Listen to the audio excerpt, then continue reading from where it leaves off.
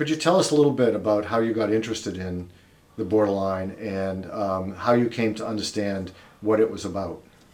Well, I think we should try to outline a little bit about what the borderline includes. It's a term that tries to define a group of disorders that's somewhere in between the higher level personality of the neuroses and the more severe disorders of the psychoses, the schizophrenias, bipolar disorder, and so forth. And then, so there is a group that doesn't fit into either category. At one time, that was called latent schizophrenia, in the sense that it was as though they were really in a phase of kind of a covered schizophrenia that might be exposed under severe stress. And that concept got dropped. And they tend to think of it as a disorder of the self. And that this might be using defenses and ego organization that is either at the higher level, closer to the neurotic, or closer to the psychotics. That would be the more severe borderline.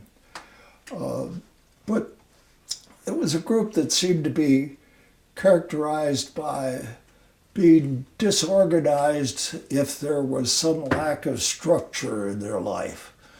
And these people can function pretty well if they have a regular routine and a schedule and a job to go to and things are fairly well defined. They often tend to fall apart more on the weekend, or especially if there's a holiday weekend. It's a rather prolonged absence of the structure that ordinarily tends to contain and help them contain and organize their self. They have a rather shifting sense of stability that leads Kernberg to speak of their stable instability, their vulnerability to feelings and expressions of anger and loneliness. And they're very vulnerable to slights. They're vulnerable to absence and loss of contact with others. Those things are all pretty well described in the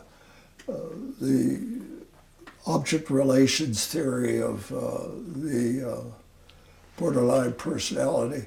The things that I'm wanting to focus on today have not got as much emphasis. Now, the concept of splitting is very prominent, has been very much gone into by Otto Kernberg.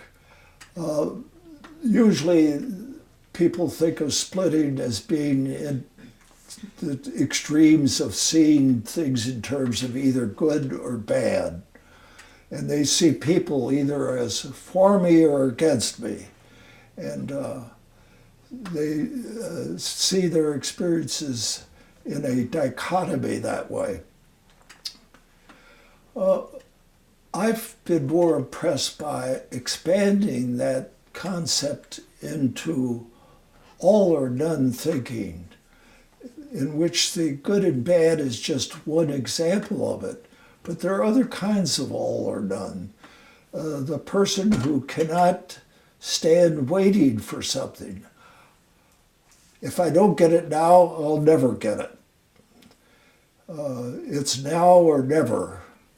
They have trouble seeing the in-between in anything.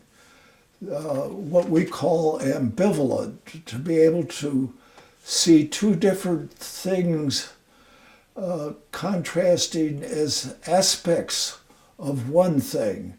It has to be one thing or the other. As one patient said, you want me to be able to feel two ways about something? I don't see how possibly I could feel. I wouldn't know what I thought if I was thinking two different ways. I wouldn't know who I was.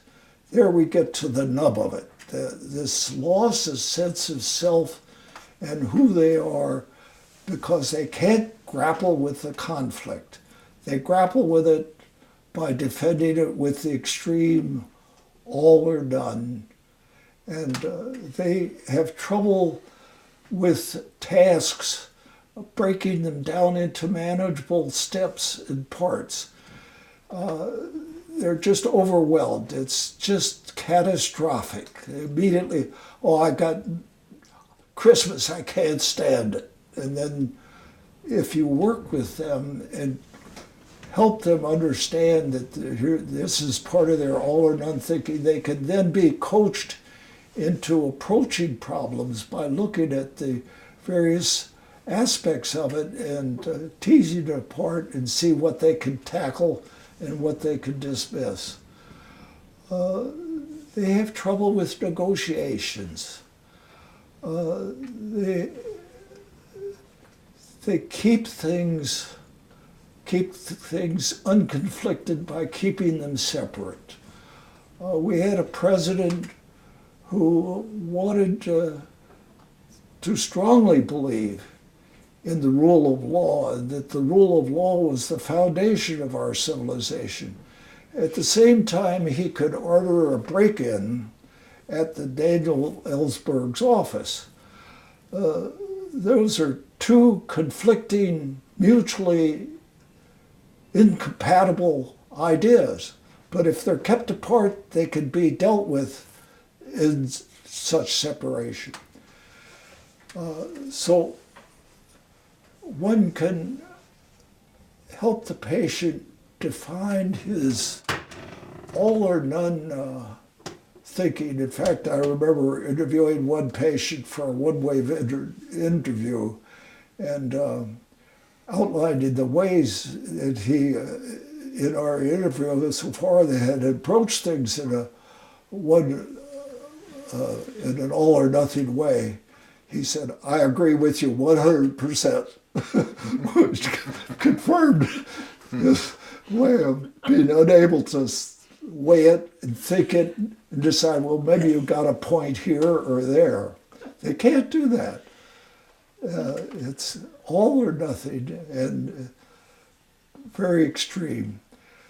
Another aspect of the borderline that I'd like to talk about has to do with the illusion.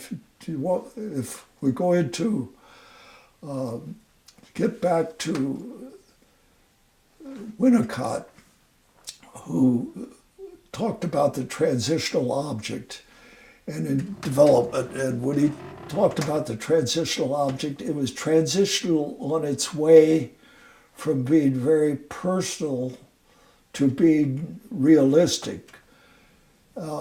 And in that process, one formed an illusion about objects. They're not delusions. They're correctable by experience. But one has a kind of belief or attitude that doesn't necessarily correspond to reality. And this is a very important aspect of some of the thinking of the borderlines in terms of seeing things not as they actually are, but in terms of some kind of illusion of some event.